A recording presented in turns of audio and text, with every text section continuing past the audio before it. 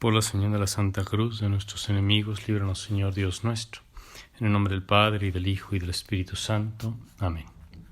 Señor mío y Dios mío, creo firmemente que estás aquí, que me ves, que me oyes. Te adoro con profunda reverencia. Te pido perdón de mis pecados y gracia para hacer con fruto este rato de oración.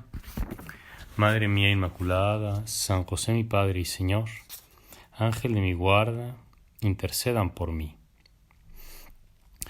Dios dispuso benignamente que todo lo que había revelado para la salvación de los hombres quedara consignado de manera íntegra y para siempre transmitido de generación en generación. Y así nuestro Señor Jesucristo, habiendo predicado el Evangelio para que se conservara completo y vivo en la Iglesia, designó a los apóstoles. Y estos a su vez transmitieron a sus sucesores, a los obispos, el Evangelio de Jesucristo. Porque el Evangelio fue consignado antes que en los textos escritos, fue consignado en los corazones, en las almas de los apóstoles y de los creyentes. Todo esto a propósito de la fiesta que hoy celebramos de San Lucas Evangelista, quien comienza su relato recordando cómo él mismo ha querido poner por escrito lo que se refiere a Jesús de Nazaret y cómo se informó y preguntó a los que habían sido testigos de ello. Y es que en efecto, el Evangelio estaba también depositado como en un vaso precioso, como en un arcón, donde se ponen los tesoros más valiosos. Allí estaba el Evangelio en esos testigos, en esos primeros creyentes.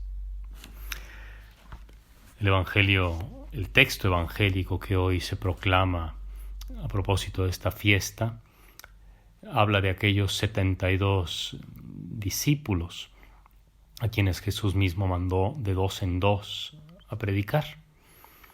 Y no se nos dicen sus nombres, pero esos 72 son también como una representación de otros tantos cuyos nombres no conocemos, pero que también conocieron el Evangelio de Jesucristo. Y así pues, a nosotros nos ha llegado el mensaje evangélico, la palabra divina, a través de como dos cauces: la Escritura Sagrada y la tradición no escrita, eso que se ha ido pasando como de boca en boca. Y parte de esa cadena, pero un eslabón privilegiado, un eslabón precioso, es el santo que hoy celebramos, el evangelista Lucas, que se tomó la molestia de indagar, informarse, cerciorarse de todo lo que se refería a los acontecimientos de Cristo y a la obra realizada de la redención, y lo puso por escrito. Nosotros hemos recibido estos textos con veneración, porque estos hombres, y entre ellos Lucas, no escribieron lo que les pasó por la cabeza o simplemente por entretenimiento, sino que pusieron aquellas cosas por escrito movidos por el Espíritu Santo, bajo la inspiración del Espíritu Santo.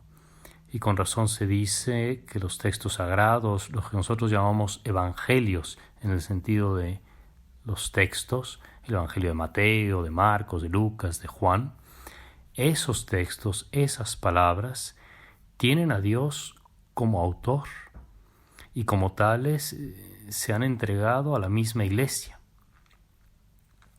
Pero en la redacción de estos libros sagrados, Dios eligió a hombres que, utilizando sus propias facultades y medios, escribieron como verdaderos autores.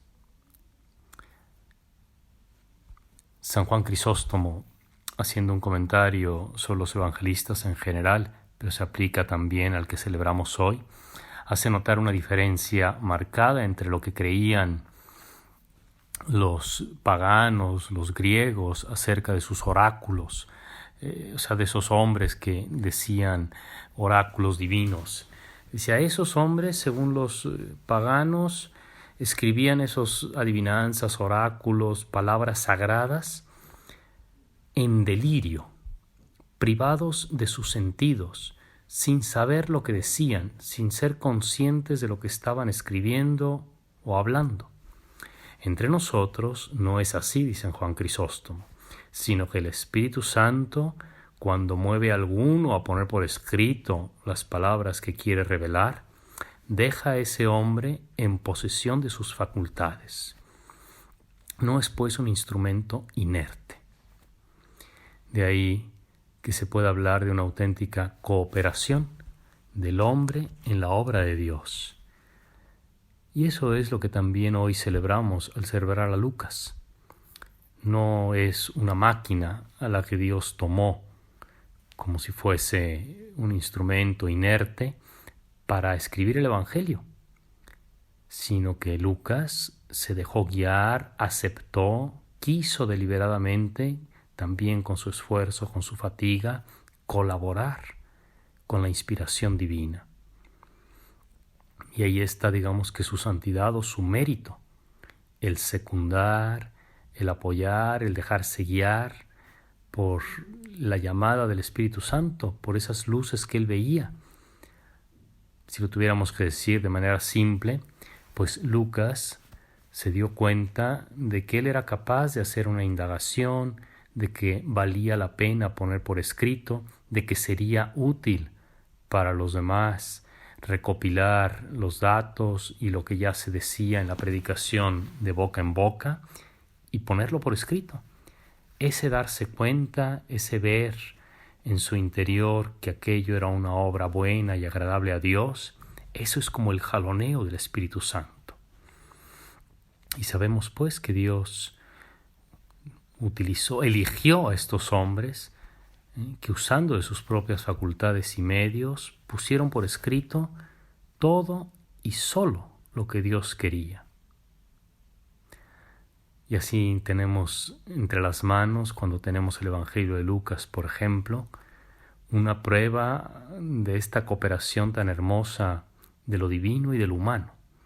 Esos libros tienen por autor a Dios y al hombre, y enseñan con fidelidad y sin error la verdad que Dios quiso consignar en las Escrituras Sagradas.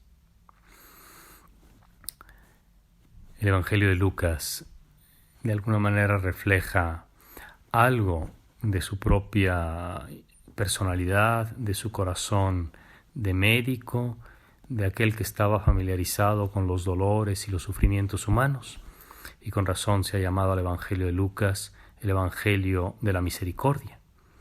Solo él nos narra la parábola del hijo pródigo, solo él nos narra el episodio de aquella mujer a la que habían atrapado en flagrante adulterio y la querían lapidar. Él, el evangelista de la misericordia. San Lucas es llamado por el apóstol Pablo mi querido médico, pues sabemos que según la tradición Lucas acompañó a San Pablo en muchas de esas correrías apostólicas, en las misiones, que luego dejó por escritas en el libro de los Hechos de los Apóstoles. He ahí una prueba más de su santidad. El esfuerzo por acompañar a Pablo, la fatiga de los viajes, las penurias por las que tenían que pasar, y a eso agregarle el interés, la minuciosidad por ir dejando una suerte de bitácora, de diario del viaje, poniendo por escrito aquello que él sabía que Dios le pedía que pusiera por escrito, aquello que se daba cuenta que sería útil para las generaciones futuras. Es así, en esa especie de juego, de mezcla, de interrelación entre el hombre y Dios, que la Iglesia se va tejiendo. Dios quiere revelar su salvación, Dios se hace presente con su palabra divina, pero al mismo tiempo cuenta con los hombres para que se transmita, para que se ponga por escrito, para que se dé a conocer, para que esa palabra sea llevada de un lugar a otro. Y esto pues sigue sucediendo. Así es que al celebrar hoy a San Lucas Evangelista, celebramos al mismo tiempo a Lucas como tal, por sus méritos, por esta, docilidad a la gracia divina, pero celebramos sobre todo el amor de Dios que ha querido la colaboración de los hombres y que sigue queriendo esa colaboración para distribuir generosísimamente su palabra divina y que sean muchos los que acogiéndose a su misericordia alcancen la salvación. Te doy gracias, Dios mío, por los buenos propósitos, afectos e inspiraciones que me has comunicado en este rato de oración. Te pido ayuda para ponerlos por obra. Madre mía Inmaculada, San José mi Padre y Señor, Ángel de mi guarda, intercedan por mí.